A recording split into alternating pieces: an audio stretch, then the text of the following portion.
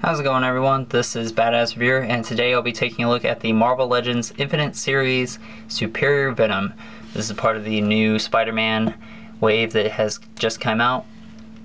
I actually don't mind this figure as much as I thought I was going to.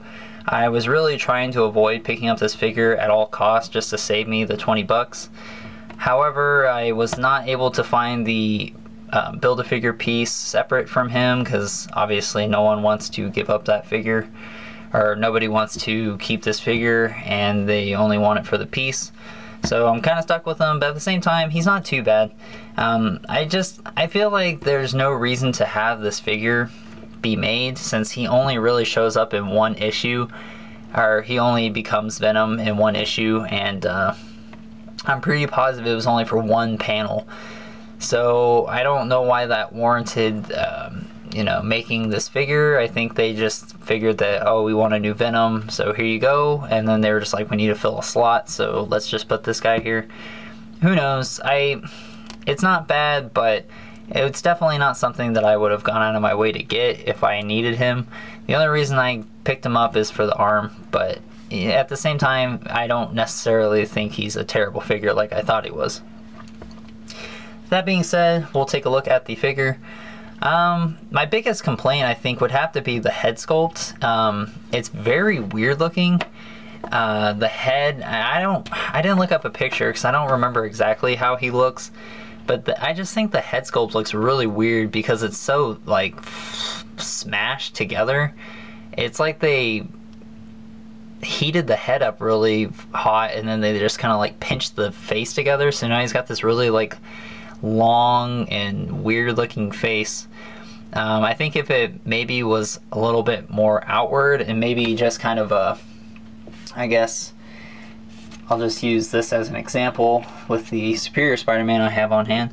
I think it would have looked okay if they did it like this and then gave him all the details and stuff, because then it wouldn't be so flat and meshed together to the point where you can't really tell what the hell you're looking at. But I mean, it's okay looking. I don't know. It's just kind of weird. And now I'm messing with the Spider-Man. Sorry, folks. I'll get back to the actual review. But yeah, the line work, though, it's okay. It looks a little sloppy. It's kind of weird. I don't know if it looked like this when he was in the comics or not, but the line work just looks really funky. And the spider itself, I'm just now kind of realizing the spider itself has some pretty weird looking things here at the top for the fangs. It's very weird, and the lines, I think the line work looks kind of like crap. It just kind of looks like they were just squiggled on there. I'm gonna look up a picture at the end of this review and see if that's how he looked in the comics. I know this is the general premise of how he looked, but I don't know if the webbing was so finagled like that. But anyways, taking a look at the figure in whole, it's using the Superior Spider-Man mold, obviously, which is a great mold, and I think it's good for this character, considering it's just Superior Spider-Man but with the Venom suit. For the tentacles, they chose a new route of having the back piece glued onto his back and then having little holes to peg the tendrils in. The only problem with the tendrils, and I think this is very annoying, is that you can't pose them in any way. They're kind of just stuck in this like pre-molded weird way, so it looks kind of funny.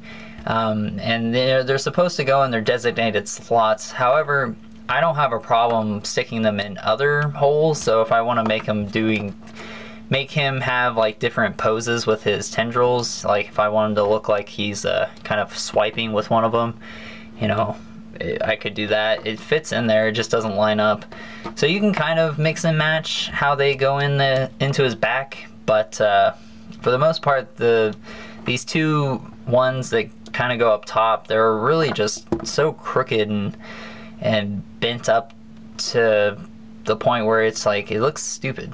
It just kind of like hangs there, it gets in his way. So, I mean, you could either choose to just take it off, or you can, find a way to customize it, maybe heat it up and it'll kind of stay like that, but I doubt it. So that's kind of up to you, but yeah, so you can customize it, just be aware that those things are kind of annoying, especially when they fall out. Taking a look at the rest of the details, he doesn't really have any except for on the torso piece and then his shoulders. They did add in these the little red, I think that's for his gauntlets, but I'm pretty sure there should be some gray going on up in here. I don't know what the red is, so if anybody knows, they could let me know. I don't quite remember what he looked like I said, so I'm gonna have to look it up. But I know he's supposed to have like some gray gauntlets. I think they just didn't paint that, and they just painted the red part, so it looks kind of weird. The paint on the spider, it's pretty good. It looks kind of weird because it's like a pearlescent kind of white, I guess. I don't even think it's pearlescent. I think it's just the way they painted it is kind of weird. It accentuates the abs, so it kind of bleeds through that. And then it seems kind of like the black is coming through a little bit, and it kind of carries up into the chest area too. And the light's hitting right on it, it's so bright. And like I said, the lines are really squiggly. This back piece looks pretty bad if you don't have the tendrils in. So it's either you have the tendrils in or you don't, but just be warned that he's going to have this thing on his back, and you probably could take it off with an X-Acto knife, and I bet you could.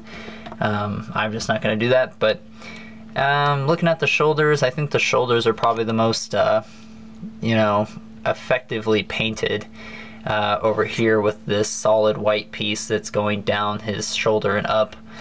But for the rest of it, it looks kind of okay, but it's not the best. And then he's got this butterfly joint, which kind of makes it look even weirder because it doesn't line up. But for the rest of it, there's nothing else. He's pretty much just the same basic Spider-Man figure.